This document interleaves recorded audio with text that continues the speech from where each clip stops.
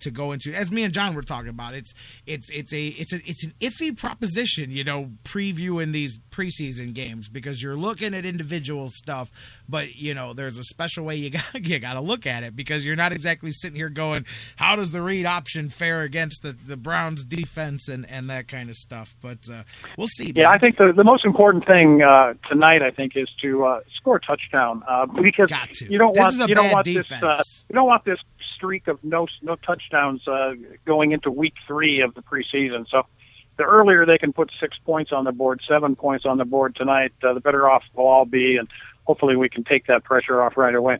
Oh, no, I agree with you. This is a bad defense. This is definitely one that there's some opportunity, like John and I were saying, for both Hoyer and Manziel and hopefully Connor Shaw beyond that, to go out there, move the offense, get into the end zone. In practice, towards the end of the week, the Browns got better at that last week a bit, got into the end zone a bit more, so maybe. And I'm looking, here's the other thing. Outside of who's got the dog in the fight, forget that. The other thing that I'm interested in seeing starting into next week and beyond is practice for the next 2 weeks. How guys react differently to everything, and I'm curious once there's that thumb on everything right now, the pressure of the quarterback battle and who's going to win and who's going to lose and all of this stuff. I want to see once that's gone. Let's just assume it's Hoyer and Johnny's number 2. It doesn't matter if it's vice versa. Either way, how does each guy and the rest of the team and the coaches and the offense, how do they practice for the next 2 weeks now that the elephant is out of the room? And now that we're moving forward, does Hoyer get better once that pressure's off, or does he lighten up? I don't expect him to, but that's something to look for. Does Manziel, does the pressure coming off of him help? Maybe he lightens up and all of a sudden starts catching up even faster because now that pressure's off, or vice versa. Does he go into a funk when he doesn't win the job? Does Hoyer?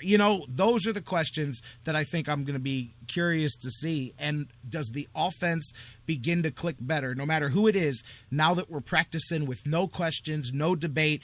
Let's get ready for Pittsburgh. And no matter who it is, I want to see that, because once I think that is part of what's wrong with things, but not all of it by far. But I think once you're going and you're saying, here's our guys, these are our 11 starters, this is what we're doing for the next 2 weeks to get ready for Pittsburgh, and then seeing if the results are different as far as getting some production offensively.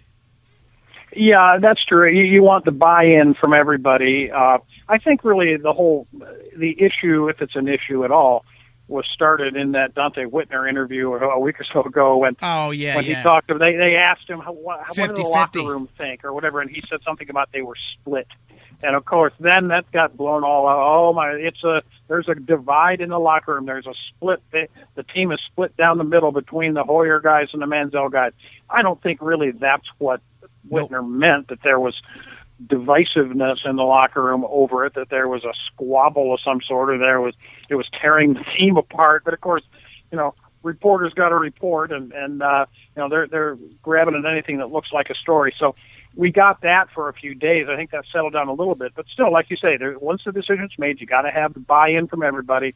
You got to have people just relax and get into your roles and start preparing for the Pittsburgh Steelers, like you said. So I don't really think that there's a split of any consequence in that locker room. I'm not there to know, but I can't really see professionals having that happen, especially because the team, as much as anyone else, the players are out there watching the same thing that the fans and the reporters are watching, which is to say one guy clearly looking like he's, more ready to start an NFL football game than the other. And they've got to, they want to win those games, and they want to put the guy out there that gives them the best chance to win those games. So I've got to believe that the whole team will, with lots of urging from coaches, obviously, unite behind whoever the guy is and go forward and get ready to play.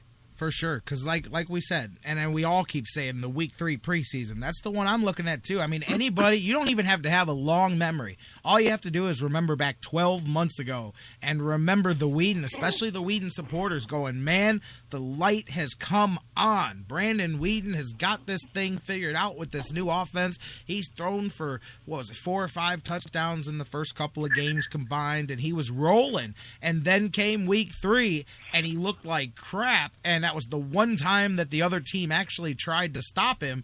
And I remember coming back live after week 3 and going, guys, this is troublesome here. Oh no, it's just a one game. It's just the preseason. I'm like, how come it's just the preseason when it goes bad, but when it goes good, we're winning the Super Bowl? Like I love that reactionary part of things. But that scared right there. I said, dude, this guy is not a lick different than the guy that was quarterbacking last year. The only thing that's different is the guy calling the plays for him, because that's what's coming in the season. But nobody wanted to listen. Everybody's like, you're a Whedon hater.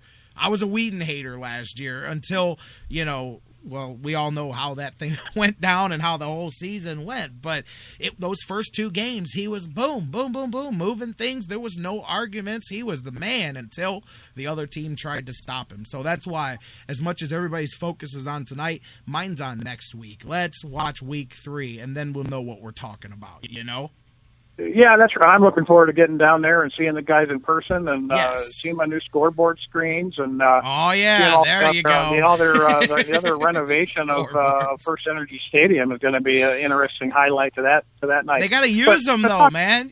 You didn't put up $1 billion scoreboards to replay field goals. Hopefully they can get some use out of those scoreboards, Exactly right. Well, one thing we know for sure, and John McMullen, of course, is right, that you're not having big time game planning going on for this game tonight. But the fact of the matter is, the Kyle Shanahan offense is not going to do anything to surprise the Washington Redskins. Let's they know be it. real about that.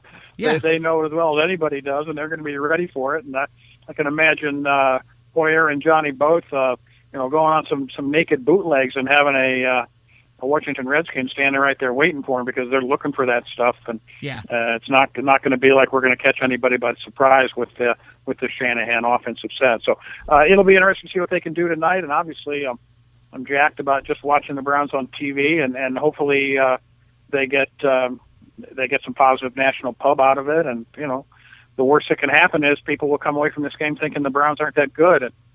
And we're used to that. So that's not a change in anything.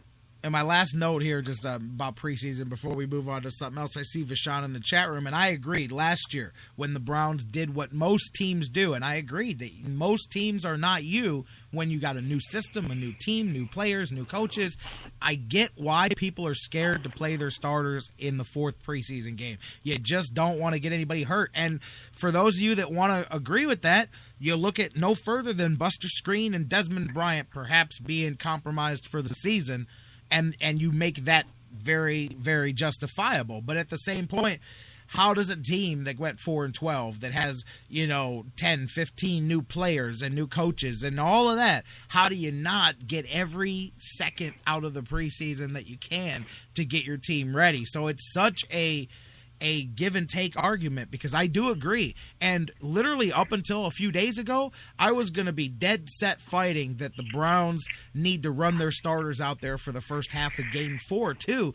But now when you hear that your number 2, most likely 2 or 3 cornerback, and one of your top pass rushers may be compromised, now you go, damn, you don't want to lose anybody else, Yeah,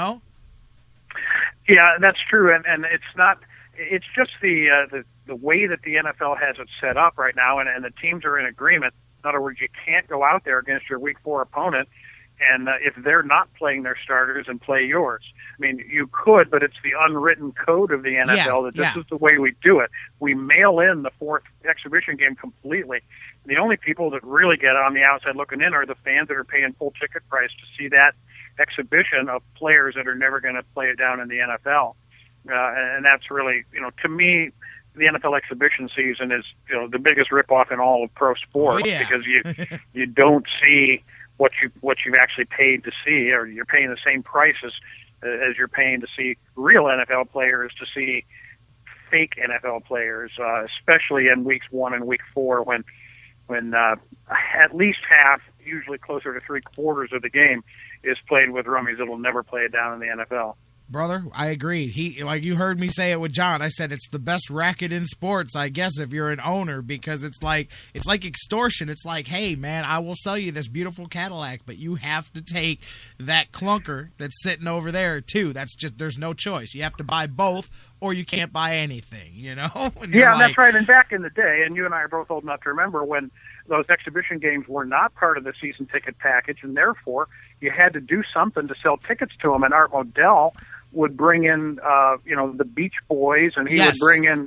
concerts and other acts and things to team up with the exhibition game just to put butts in the chairs.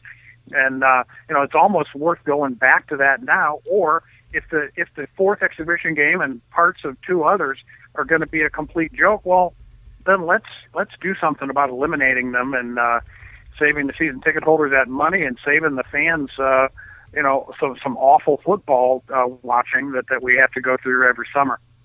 Can you imagine just talking about like some of those things that Art used to do to draw? Could you imagine the double header exhibition game nowadays? Like it's not bad enough to sit through one preseason game in 2014. Could you imagine having to sit through two of them? Yeah, well, that was at least there was an event that happened in Cleveland every year that you could count on, and they'd bring in the Browns, if I'm not mistaken, would quite often in that doubleheader would play the Steelers. Am I right? At least I remember them playing the Steelers a couple of times, and they'd bring in the Packers and the Lions or a couple of other Midwestern teams that were at least reasonably close by to play on the other half of that double dip. But at least it was a football event that meant football was close, and the doubleheader at the stadium. Do you recall when that ended or when they stopped doing that? Because I really can't put a finger on when they stopped doing that. It had to be 70s when it was not done anymore. I just remember it from my young years. I will look that up while we're talking here, and I'll definitely I'll try to find that out while we're talking. Yeah, sure. No big thing. I was just curious if you knew. But that was always an event, and we were the only people that did it. I mean, the only city that had a doubleheader, as far as I know. I never heard of anybody else doing that, but kind of a unique thing and cool because it was unique. I've got a ticket stub here from 1967. Just while I Google searched it, this was one of the first things that popped up. It is the let's see, what is that number? It is the 6th annual NFL Festival of Football, September 2nd, 1967. It is the Vikings versus the Falcons in Game 1. And then the Browns against the Packers in Game 2. But so if this was the 6th annual, that means the first one would have been in 61. But it's they got an actual title of it, the 6th annual NFL Festival of Football. And that's what the Browns called it. I don't remember that handle on it, but this ticket is $80. And I imagine now you couldn't, because they've got TV rights going, and they show every exhibition game on TV. And I imagine there would have to be. A lot of people don't remember that the '64 championship games, only 3 years before that, or right in the middle of that series, they weren't even they didn't even televise NFL championship games nationally until 1964. That was the first one to be televised nationally. So it's a different era with all the money wrapped up in NFL on TV. Oh, yeah, I'll tell you, though, that's the one thing. It's a different era, period, because like you said, I know how people feel about Art Modell, and I feel much the same way. But as a promoter, he was definitely old school. He believed that you had to, and that's the truth, that there's value, you have to be value to the product, and he was big on promoting, and also doing what I think the Browns in the city of Cleveland don't do. If you could learn one thing good from Art Modell, it's the stuff he did at the stadium, and it's because it was his money and he needed to make money besides 8 days a year when there's a football game, was all the other stuff that he would do. He promoted concerts. That's how I remember, one of the books that I've read on the Browns, and I cannot remember the exact title. It was obviously focused on the move, but it went through year by year, and really it was written by one of the guys that was in the business office with Art Modell, and it went through a lot of how they built the scoreboards and a lot of the renovations, and a lot of that was how Art would sit down and go, okay, it's going to cost me, I got to borrow $10 million to build this stadium, and I'm going to have to pay back $20 million over 10 years or whatever. So here's how I make my money back. And then he would schedule concerts and he would put all these other events, but it financed his own repairs that he needed to make on the stadium. Much different than it's done today. But that extra use of the stadium, and I mean, the city of Cleveland likes to say, we own it, it's ours. Then do something with it. Book concerts, become a promoter, use that stadium more than 10 days a year.